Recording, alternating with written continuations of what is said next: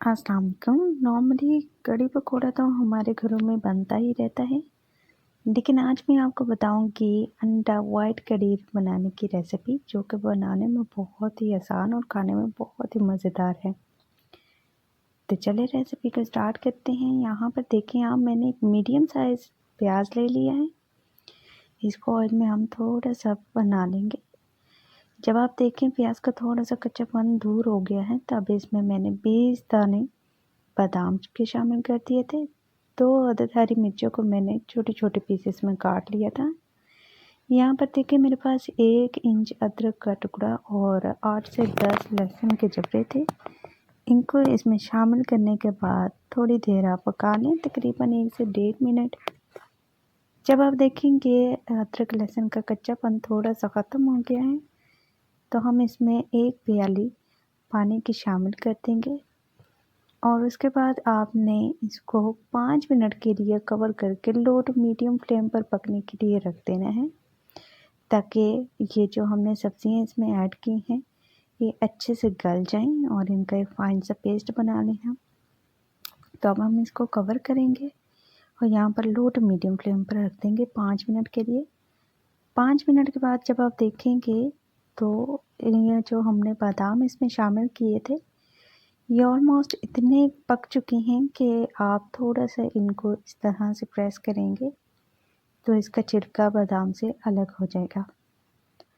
अब इसी तरह से हम इसको एक मिक्सी में डाल के और ग्राइंड कर लेंगे और इसका एक फाइन पेस्ट बना लेंगे, बिल्कुल इसी तरह से। ये आप इसकी कंसिस्टेंसी चेक कर सकते हैं।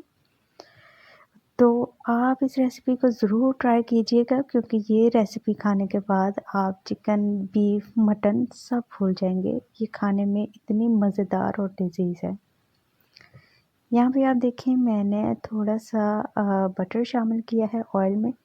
1 टीस्पून ज़ीरा और 1 बड़ी इलायची शामिल करने के बाद ये जो हमने पेस्ट बना के रखा था इसको मैं कढ़ाई में शामिल कर दूँगी और इसको मैं अच्छे से पका लूँगी। तकरीबन इसमें आपको 2 मिनट लगेंगे। चम्मच आपने आहिस्ता आहिस्ता हिलाते रहना है और फ्लेम आपने लो ही रखनी है, क्योंकि हमने जो इसमें बादाम शामिल किए थे वो नीचे नहीं लगने चाहिए।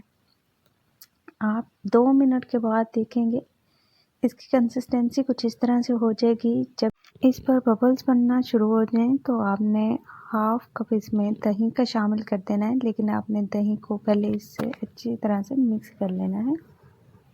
कोशिश करें आप दही जो है वो फ्रेश ही यूज़ करें इसमें। जब दही का पानी खुश्क हो जाएगा तो आप देखेंगे ग्रेवी का कलर थोड़ा सा चेंज हो जाएगा और उसमें जो हमने ऑयल शामिल किया था वो इस तरह से जब ऊपर आ जाए तो अब आप यहाँ पर इसमें शामिल कर देंगे 1 कप क्रीम। मैं यहाँ पर फ्रेश क्रीम यूज़ कर रही हूँ, अगर आप चाहें तो फ्रेश क्रीम घर पर भी बना सकते हैं। दूध की फ्रेश मलाई जो उतरती है आप उसको थोड़ा सा ग्राइंड करें तो वो आपके पास फ्रेश क्रीम आ जाएगी। ये देखें आप, अभी क्रीम को थोड़ी देर हम 1 से 1.5 मिनट सिर्फ पकाएंगे और यहाँ पर देखें आप, माशाल्लाह से बहुत ही अच्छी ग्रेवी हमारी बनकर तैयार होगी है। अब जो मैंने एग बॉयल करके रखे थे इसको मैंने दरमियान में इस तरह से कट लगा दिया है, ताकि जो ग्रेवी है वो अंडों के अंदर तक शामिल हो सके और ये खाने में टेस्टी लगे।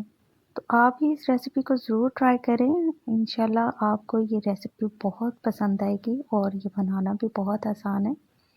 वीडियो अगर अच्छी लगी हो तो काइंडली वीडियो को लाइक एंड शेयर ज़रूर करें, चैनल को सब्सक्राइब करें और रेसिपी ट्राई करने के बाद अपने रिव्यू मेरे साथ ज़रूर शेयर कीजिएगा।